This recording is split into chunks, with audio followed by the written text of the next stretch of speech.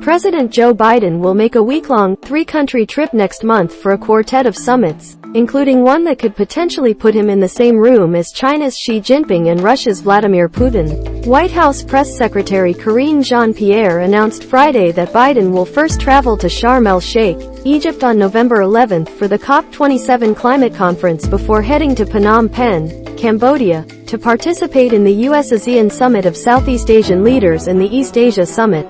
He'll then head to Bali, Indonesia for the Group of 20 Summit, a gathering of leaders from most of the world's largest economies. The president's overseas travel begins just days after the pivotal midterm elections in the United States, which will determine which party controls the House and Senate. The G20 summit could also offer Biden his first opportunity as president to meet face-to-face with his Chinese counterpart, Xi, and potentially puts him in the same room with Russian President Vladimir Putin and Saudi Arabia's Crown Prince, Mohammed bin Salman. The prince, who often is referred to by his initials MBS, is the de facto leader of the oil-rich kingdom. Putin, Xi and MBS have yet to announce their travel plans. Biden and Xi traveled together in the U.S. and China when both were vice presidents and have held several calls since Biden became president in January 2021. But the U.S.-China relationship has become increasingly fraught. The U.S. president has taken China to task for human rights abuses against the Uyghur and other ethnic minorities, squelching democracy activists' voices in Hong Kong,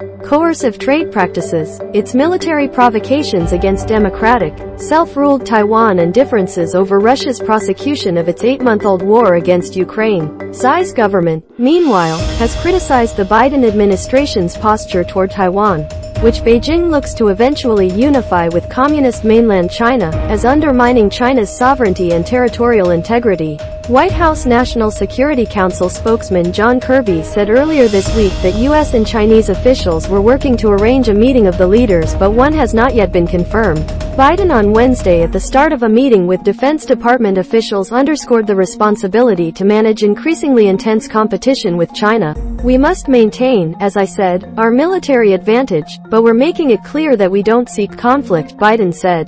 It's less likely that Biden would hold one-on-one meetings with Putin or MBS. Biden and Putin held a face-to-face meeting in Geneva, Switzerland, in June 2021, months before Russia began massing troops along Ukraine's border. They last spoke by phone in February, with Biden warning Putin that Russia would face severe costs if he moved forward with the invasion.